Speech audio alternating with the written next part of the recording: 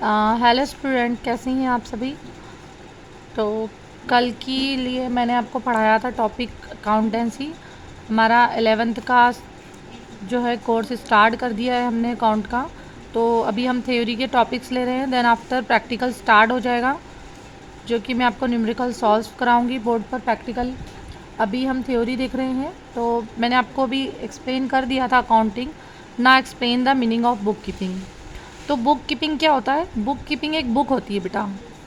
इस बुक में क्या क्या रिकॉर्डिंग होता है, हमको सिंपल वे में समझना है। अकाउंटिंग आपने देख लिया, अकाउंटिंग हम क्यों करते हैं? सारी फाइनेंशियल रिपोर्ट जानने के लिए करते हैं। आज हम देखेंगे अकाउंटिंग को कन्वर्ट किस में किया जाता है, किस में रिकॉर्ड किया जाता है अकाउंटिंग का ना। तो book keeping is the process of recording financial transaction in a systematic and ordinary manner. Means book keeping क्या एक प्रोसेस होती है जिसमें हम रिकॉर्ड करते हैं फाइनेंशियली ट्रांजेक्शन को, वो भी सिस्टमेटिक वे में और ऑर्डर मैन में। जो इसका एक ऑर्डर होता है, एक सिस्टमेटिक वे में इसको किया गया जाता है, रिकॉर्ड किया जाता है। It is involve keeping, 1 second रुकिएगा।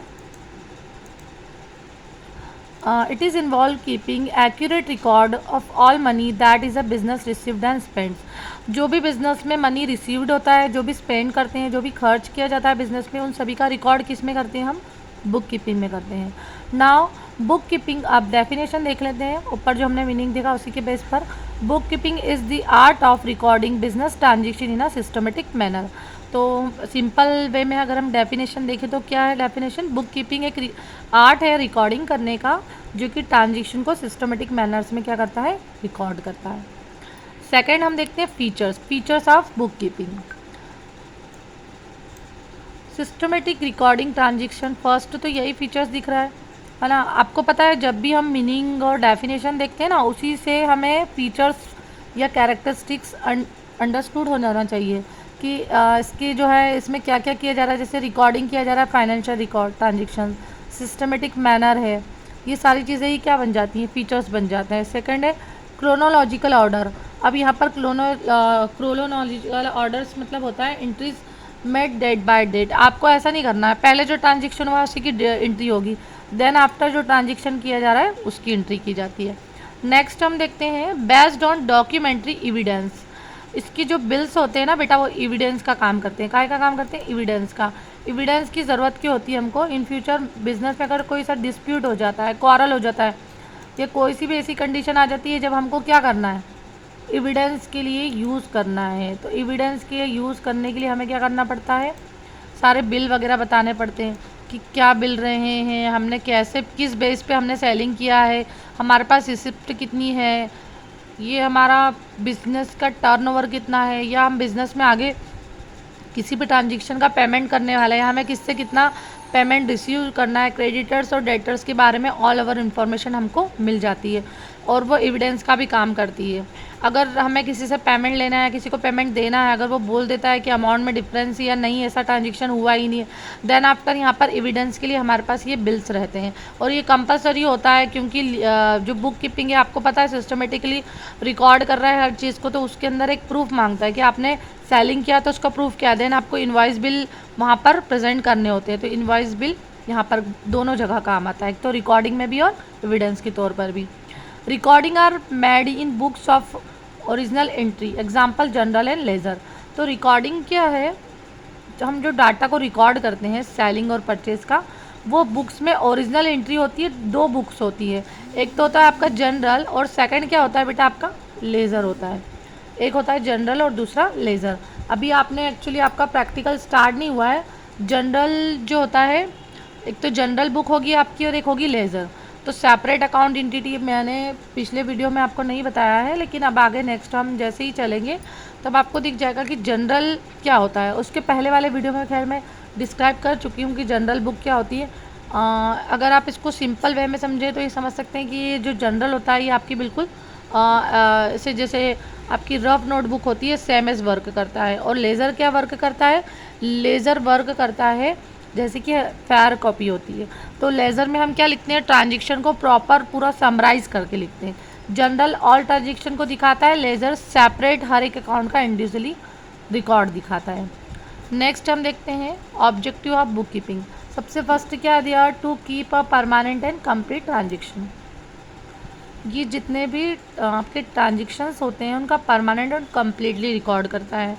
आप जब भी बुक कीपिंग में रिकॉर्ड करते हैं तो आधा अधूरा किसी भी ट्रांजेक्शन को रिकॉर्ड नहीं करेंगे, पूरा प्रॉपर रिकॉर्ड करना रहता है। सेकंड दिया हुआ है to know the financial position of the business. Yes, if you record the all business transaction that time you will understand your turnover of the whole year. So आपने अगर record किया हुआ है कि आपका पूरे साल में कितना टर्नओवर रहा है या मंथली आप एनालिसिस कर रहे हैं, तो आपको रिकॉर्डिंग देखेंगे आप सारी, उससे आपकी फाइनेंशियल पोजीशन आपको पता लगेगी कि आपका कैपिटल इन्वेस्ट किया है तो उससे आपको प्रॉफिट भी हो रहा है नहीं हो रहा है, या फिर आपका बिजनेस किस कंडीशन में चल रहा है। ये सब हमें रिकॉर्डिंग से ही पता लगेगा, क्योंकि ये आपके पास में एक बैलेंस शो करेगा। रिकॉर्डिंग क्या करता है, एक बैलेंस बताता है हर चीज़ का, कि आपका क्लोजिंग बैलेंस कितना है, ओपनिंग कितना है, आपके पास कैश कितना है, बैंक में कितना पैसा रखा है, आपको कितने लोगों को पेमेंट करना है, कितने लोगों से आपके पास पेमेंट आने वाला है। ये सारा रिकॉर्ड जब एक जगह मिलता है तो हमें हमारी फाइनेंशियल पोजीशन जो है बिज़नेस की, वो जानने में बिल्कुल भी प्रॉब्लम नहीं होता है। फिर नेक्स्ट देखिए, to find out our business और लॉस, प्रॉफिट और लॉस। तो फाइनेंशियल पोजीशन है तो हमें प्रॉफिट लॉस तो अंडरस्टूड होना तय ही है, कि जब हमें हर चीज़ पता है बिज़नेस की, हमारा बिज़नेस कहाँ पर रन कर रहा है, तो हमें इजीली अंडरस्टूड हो जाएगा कि प्रॉफिट हो या लॉस होगा। नेक्स्ट देखिए, to have a evidence in a court. Same features जो भी ऊपर देखे हमने फीचर्स में, वही पॉइंट ऑब्जेक्टिव में भी आ जाएंगे, कि एक्चुअली हमारा जो मेन पर्पस होता है, मोटिव होता है बुक कीपिंग करने का, वो ये होता है कि जब भी फ्यूचर में अगर कोई प्रॉब्लम क्रिएट होती है रिलेटेड टू ट्रांजेक्शन्स, हम जो भी व्यापारिक सौदे करते हैं उनमें कोई भी मुश्किल या परेशानी आती है, तो कोर्ट में हमारे पास में कुछ सबूत के तौर पर होना चाहिए कि भैया हमने इतना सेल किया है, या मैंने इनसे गुड्स परचेज़ किया है, मैंने इनको पेमेंट दिया था, बट सामने वाली पार्टी जो है उसके लिए एग्री नहीं है, या उसके लिए वो एक्सेप्ट नहीं कर रही है। तो उस समय हमारे पास प्रूफ के लिए क्या रहेगा, अगर कोई बिल नहीं है, कुछ नहीं है, तो कोर्ट भी क्या कर देगा, डिसएग्री हो जाएगा कि भैया फालतू की बातें ना करो, आपके पास कोई प्रूफ ही नहीं है।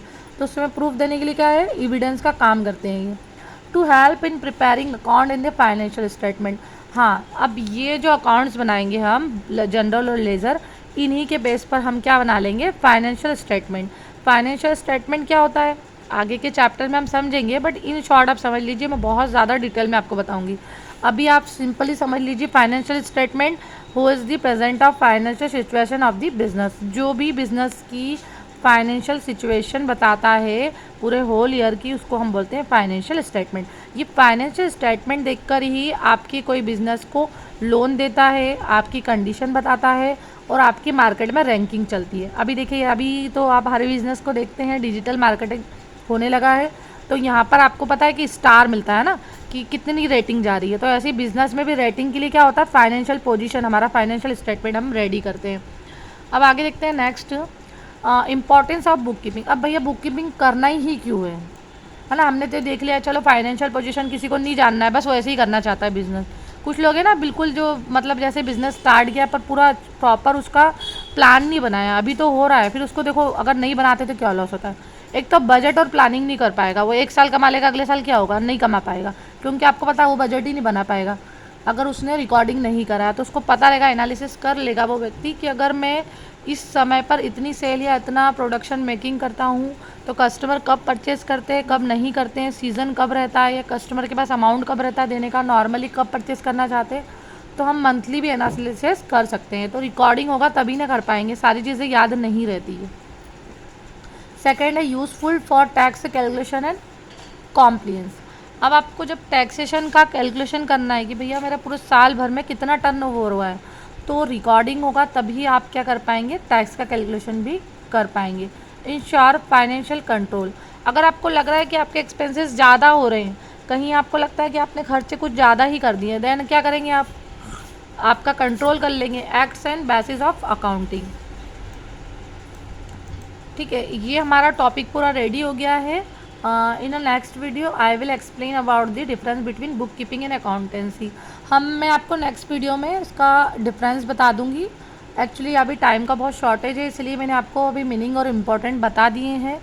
आई होप आपको समझ में आए होंगे, और अगर आपको लगता है कि शॉर्ट नोट्स वैसे तो बहुत ही ज़्यादा बेनिफिशियल है, आपको शॉर्ट में बहुत कुछ समझ में आ जाएगा, इसका स्क्रीनशॉट ले लीजिए, अदरवाइज़ वीडियो को पॉज करके आप पर नोट भी कर सकते हैं। मैंने बताया आपको, वीडियो देखे जब पेन कॉपी लेकर ज़रूर बैठें, ताकि आप जब भी आगे का नया टॉपिक पढ़े तो आपका पुराना